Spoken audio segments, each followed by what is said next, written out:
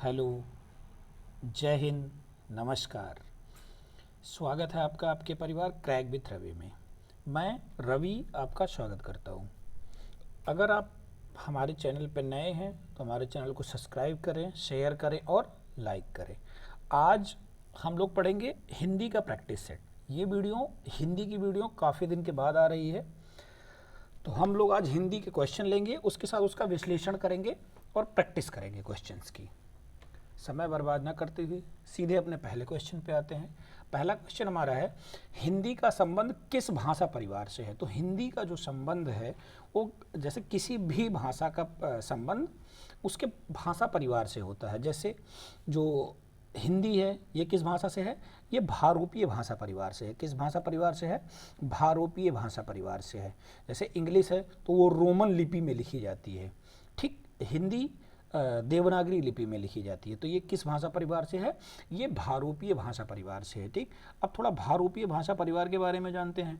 जो भारोपीय भाषा परिवार है ये लगभग भारत में 73%, 73% लोग इस परिवार की भाषा बोलते हैं। इस परिवार की भाषा कौन कौन सी है, कुछ इंपॉर्टेंट बता दे रहा हूँ। जैसे इस परिवार में क्या आती है, इस परिवार में आती है संस्कृत, संस्कृत है, हिंदी तो है ही है, ठीक, हिंदी है, पाली है और बंगाली बोली जाती है। इसी भाषा परिवार की भाषा है बंगाली, ठीक। अंग्रेजी भी इसी भाषा परिवार की है, अंग्रेजी।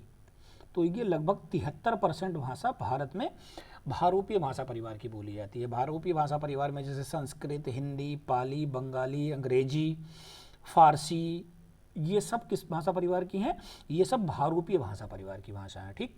चलिए अगले क्वेश्चन पे चलते हैं। अगला क्वेश्चन हमारा है कि हिंदी, पश्चिमी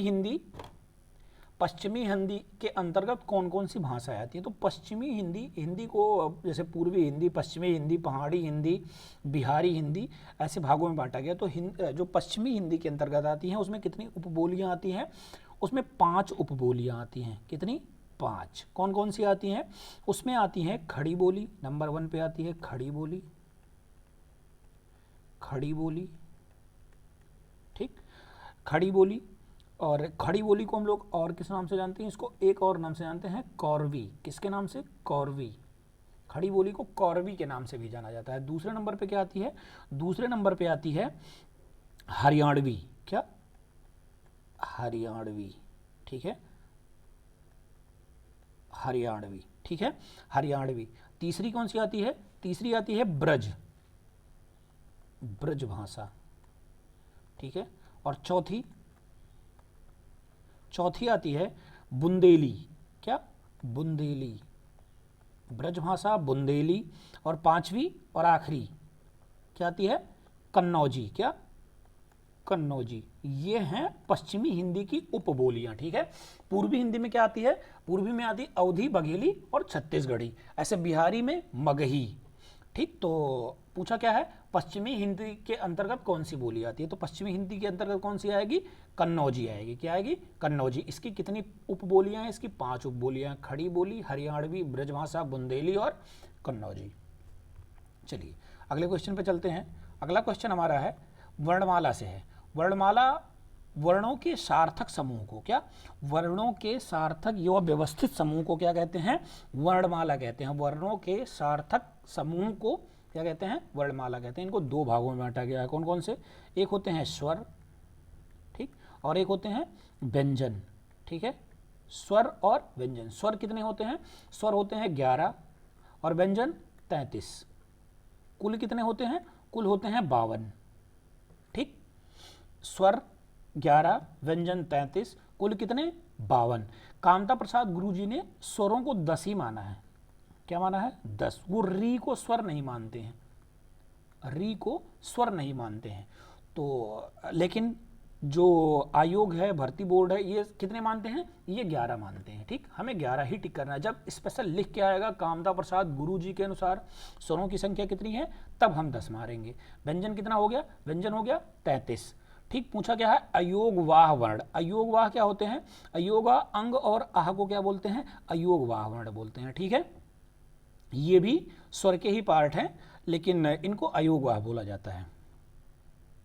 चलिए अगले क्वेश्चन पे चलते हैं। अगला क्वेश्चन हमारा है, रा और शा किन वर्ण के अंतर्गत आते हैं। तो रा और शा किन वर्ण के अंतर्गत आते हैं, तो ये आते हैं मूर्धन्य वर्ण के अंतर्गत। क्या, मूर्धन्य वर्ण के अंतर्गत। तो मूर्धन्य के अंतर्गत और कौन कौन से आते हैं, जैसे टा वर्ण क्या होता है, जो टा वर्ण है ये मूर्धन्य पे आता है। ठीक, हमने आपको एक ट्रिक बताई थी, के टी एम डी ओ, के से कंठ वर्ण, क्या, कंठ का वर्ण, कंठ, और टी से तालु, तो का खा गा गा अंगा कंठ हो गया, चा छा जा झा इया, फिर टा ठा डा ढा अड़ा, ठीक, और ता था दा धा ना, पा फा बा भा मा, का वर्ण, चा वर्ण, टा वर्ण, ता वर्ण और पा वर्ण।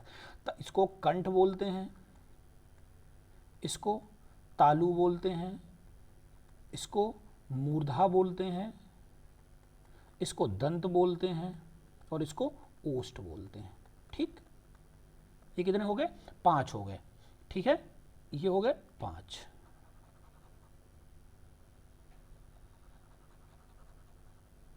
ठीक, तो हाँ, अब इसमें देख ले रहे हैं का वर्ण के साथ साथ और क्या आता है इसमें, का वर्ण के साथ साथ इसमें आता है इसमें दंत में क्या आएगा, दंत में आएगा ता के साथ, दंत में ता के साथ क्या आता है, ये वाला शा आता है, दंत शा इसको बोला जाता है। क्या बोला जाता है, इसको दंत शा बोला जाता है। ठीक है, और इस वाले शा को क्या बोला जाता है, मूर्धन्य शा बोला जाता है, और इस वाले शा को तालु शा बोला जाता है। ठीक, ये तीनों शा कौन कौन से हो गए, दंत शा, मूर्धन्य शा और तालु शा। ठीक, चलिए अगले क्वेश्चन पे चलते हैं। अगला क्वेश्चन हमारा है, तदुपरांत, तदुपरांत का सही संधि विच्छेद। तो तदुपरांत का सही संधि विच्छेद, पहले हम लोग थोड़ा संधि के बारे में जानते हैं। संधि क्या होती है, संधि होती है कि स्वरों या जो दो शब्दों में तोड़ा जाए, इसको दोनों का क्या होना चाहिए, सार्थक अर्थ होना चाहिए। क्या होना चाहिए, दोनों का सार्थक अर्थ होना चाहिए, तभी वहाँ पे संधि होती है। संधि कितने प्रकार की होती है, संधि निम्नलिखित 3 प्रकार की होती है। कितने प्रकार की होती है, 3 प्रकार की। कौन कौन सी, एक होती है स्वर संधि, और एक होती है व्यंजन संधि, और एक विसर्ग संधि। क्या, विसर्ग संधि। कितनी होती हैं संधि, 3 होती हैं, स्वर संधि, व्यंजन संधि और विसर्ग संधि। ठीक, अब स्वर के अंतर्गत इधर 5, व्यंजन के अंतर्गत और विसर्ग के अंतर्गत और आती हैं। तो स्वर में क्या होता है, स्वर में होता है स्वर प्लस स्वर। क्या, स्वर प्लस स्वर बराबर स्वर ही होता है। क्या, स्वर प्लस स्वर बराबर स्वर। ठीक है, मतलब जो पहला अक्षर खत्म होगा वो भी स्वर से खत्म होगा, और जो दूसरा अक्षर शुरू होगा वो भी स्वर से शुरू होगा, तो दोनों मिला के क्या बन जाएंगे, स्वर ही बन जाएंगे। और व्यंजन में क्या होता है, व्यंजन में एक स्वर होता है, उसके बाद व्यंजन होता है, और व्यंजन व्यंजन होते हैं, स्वर व्यंजन होते हैं, व्यंजन स्वर होते हैं, ये तीनों होते हैं। ठीक, अगर इसमें एक और होता है, व्यंजन में पहला शब्द मिलके तीसरे शब्द बना लेता है। पहला शब्द पहले शब्द से अंत होगा हलंत के साथ, तो वो तीसरे शब्द को बना लेगा, जैसे ता था दा। क्या, ता था दा। अगर हम इसको तोड़ें तदुपरांत को, तो क्या होगा, तत् प्लस उपरांत। क्या, उपरांत। ठीक है, तो ता, ये ता टूटा, ये चेंज होगा तो किसमें चेंज होगा, ये दा में चेंज होगा, तो क्या बन गया, तदु उपरांत। ठीक, चलिए अगले क्वेश्चन पे चलते हैं। तो इसका ऑप्शन क्या हो जाएगा, तत् प्लस उपरांत। ठीक है, अगले क्वेश्चन पे चलते हैं। अगला क्वेश्चन हमारा है, महा औषधि। महा औषधि में कौन सा संधि है। तो पहले सबसे पहले इसमें देखेंगे कौन सी संधि है, इसमें है स्वर संधि। कौन सी संधि, स्वर संधि। ठीक है, स्वर संधि का, इसमें स्वर संधि के भेद हैं। इसमें क्या है, इसमें है स्वर संधि।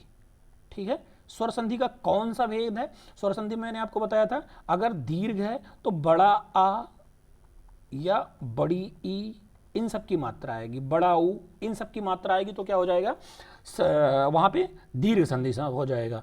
यण पे क्या था, यण पे मैंने बताया था आधे अक्षर, जैसे य र और व के बाद आधा अक्षर आएगा, ठीक है। यहाँ क्या हो जाएगा, यहाँ हो जाएगा यण संधि।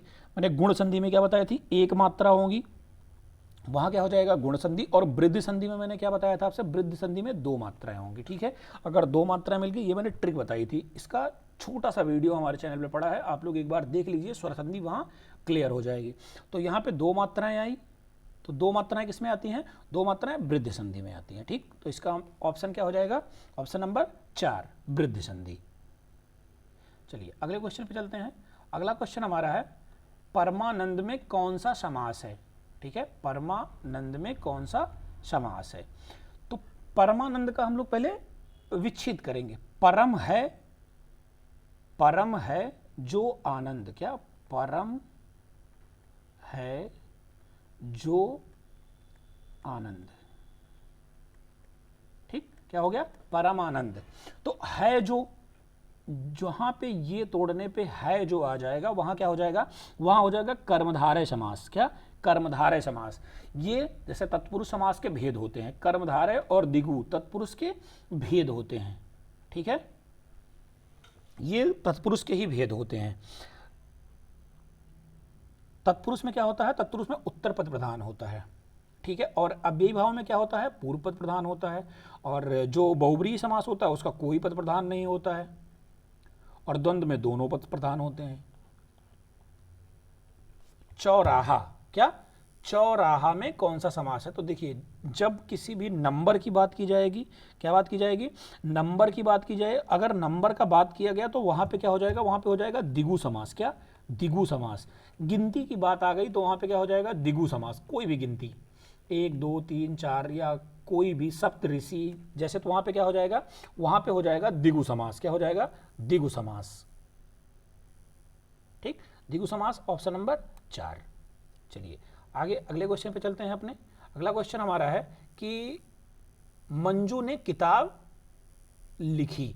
अब पूछा है इसमें कारक, कारक के बारे में पहले जानते हैं। कारक क्या होता है, कारक को और किस नाम से जानते हैं, कारक को हम परसर्ग के नाम से भी जानते हैं, क्या परसर्ग के नाम से जानते हैं। कारक क्या होती है, कारक विभक्ति होती है। कारक हिंदी में कितने प्रकार के बांटे गए हैं, हिंदी में 8 प्रकार के होते हैं। कौन कौन से, जैसे कर्ता, कर्ता ने, कर्ता की विभक्ति भी साथ में, कर्ता ने कर्म को, ठीक, कर्ण से, कर्ता ने कर्म को कर्ण से के द्वारा, मतलब जो काम करने वाला होगा उसको कर्ण बोलेंगे। कर्ता ने कर्म को कर्ण से, संप्रदान, संप्रदान को के लिए, ठीक है, संप्रदान को के लिए। अपादान, अपादान से, अपादान से जो, या इसमें जो से होगा उसका क्या होगा, अलग का भाव होगा, क्या अलग, मतलब अलगाव का भाग होगा। कर्ता ने कर्म को कर्ण से, संप्रदान को के लिए, अपादान से अलग। फिर क्या आता है, फिर आता है अपादान के बाद इसमें आता है संबंध, क्या संबंध। संबंध क्या होता है, का की के,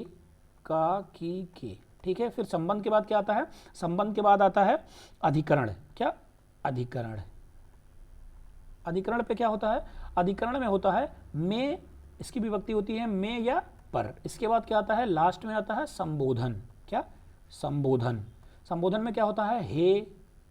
इसके बाद ये विस्मयादिबोधक चिन्ह लग जाता है। संबोधन में क्या होता है, विस्मयादिबोधक चिन्ह लग जाते हैं। तो कर्ता ने कर्म को कर्ण से, संप्रदान को के लिए, अपादान से अलग, संबंध का की के रारी रे, अधिकरण में पर, संबोधन हे हो अरे। तो यहाँ पे क्या है, कर्ता मंजू ने, क्या विभक्ति क्या है यहाँ पे, ने। तो कर्ता ने, क्या कर्ता ने, तो यहाँ पे क्या कौन सा कारक हो जाएगा, यहाँ पे हो जाएगा कर्ता कारक, ठीक। ये 8 होते हैं, आप लोग इसको नोट कर लीजिए। कर्ता ने कर्म को कर्ण से, ऐसे याद कर लीजिए, ये एग्जाम में एक क्वेश्चन कारक से आता है। अगला क्वेश्चन क्या है, चिड़िया डाल पर बैठी है। अभी हमने आपको बताया था में पर, में और पर किसकी विभक्ति थी, में पर थी अधिकरण की विभक्ति, किसकी, अधिकरण की। अधिकरण की विभक्ति क्या थी, में पर।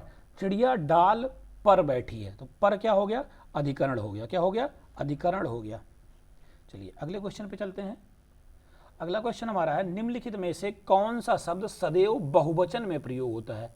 कौन सा शब्द सदैव बहुवचन में प्रयोग होता है, मतलब वचन, यहाँ पे वचन के बारे में जानेंगे। वचन क्या होता है, वचन को हिंदी में दो भागों में बांटा गया है। एक क्या होता है, एक वचन, एक बहुवचन। वहीं संस्कृत में इसको 3 भागों में बांटा गया है, एक वचन और बहुवचन। संस्कृत में 3 भागों में बांटा गया है। यहाँ पे द्विवचन भी आ जाता है, द्विवचन, एक वचन, द्विवचन और बहुवचन। हमें हिंदी पढ़नी है। हिंदी में 2 प्रकार के होते हैं, एक वचन और बहुवचन। एक वचन जो एक का बोध कराए उसको, एक वचन जो एक से अधिक का बोध कराए उसको क्या कहते हैं, बहुवचन। तो यहाँ पे बहुवचन, जैसे हस्ताक्षर है तो हस्ताक्षर हमेशा बहुवचन में प्रयोग किया जाता है। जैसे आप अकेले हस्ताक्षर करेंगे तो भी उसका प्रयोग बहुवचन में होगा, कई लोग मिलकर हस्ताक्षर करेंगे तो भी उसका प्रयोग बहुवचन में ही होगा। ठीक, अगला क्वेश्चन है, सदा एक वचन में प्रयोग होने वाले शब्द, मतलब जो हमेशा एक वचन में प्रयोग होते हैं। तो हमेशा एक वचन में क्या प्रयोग होता है, हमेशा एक वचन में वर्षा का प्रयोग किया जाता है। किसका, वर्षा। ये क्या है, ये हमेशा एक वचन में प्रयोग किया जाता है। वर्षा का प्रयोग हमेशा एक वचन में किया जाता है। चलिए अगले क्वेश्चन में, अगला क्वेश्चन हमारा क्या है, विराम चिन्ह से है। क्या, विराम चिन्ह से, विराम चिन्ह से भी क्वेश्चन आते हैं। विराम चिन्ह आप कभी कभी कई किताबों में पढ़ेंगे, वहाँ 20 लिखा है, कहीं 15 लिखा है, कहीं 17, कहीं 18, मतलब इसके पार्ट नहीं आते हैं। क्या आता है, विराम चिन्ह दे देगा, विराम चिन्ह लगाने के लिए कहेगा, या फिर आपसे पूछा जाएगा ये विराम चिन्ह देके कि ये कौन सा विराम है। तो इसमें क्वेश्चन क्या है, इनमें से अर्ध विराम का चिन्ह कौन है। अर्ध विराम और अल्प विराम 2 होते हैं, अल्प विराम। ठीक है, एक होता है अल्प विराम, एक होता है अर्ध विराम। दोनों बिल्कुल सेम टू सेम दिखते हैं। अंतर क्या होता है कि अर्ध विराम में ऊपर के बाद कॉमा लगता है और अल्प विराम में खाली नीचे कॉमा लगता है। ये अल्प विराम हो जाता है और ये अर्ध विराम हो जाता है। ये क्या है, ये है पूर्ण विराम। क्या, पूर्ण विराम। ये अर्ध विराम। ठीक, और ये प्रश्न सूचक, प्रश्न सूचक। और ये क्या हो जाता है, ये हो जाता है योजक चिन्ह। क्या, योजक चिन्ह। ठीक, चलिए तो इसका ऑप्शन क्या हो जाएगा, ऑप्शन नंबर 2, अर्ध विराम। ठीक, चलिए अगले क्वेश्चन पे चलते हैं। अगला क्वेश्चन हमारा है, अस्थाई भाव का अनुचित क्रम पहचानिए। तो अस्थाई भाव, रस कितने होते हैं, रसों की संख्या 8 होती है। ठीक, इसके अस्थाई भाव, जैसे वीर रस का अस्थाई भाव क्या होता है, वीर रस का अस्थाई भाव उत्साह होता है। क्या, उत्साह होता है। और विस्मय का अद्भुत होता है। शोक का करुण होता है। वहीं जुगुप्सा का अस्थाई भाव क्या होता है, घृणा होता है। क्या होता है, घृणा। तो यही इसका अनुचित है। ठीक, जुगुप्सा का क्या होता है, घृणा।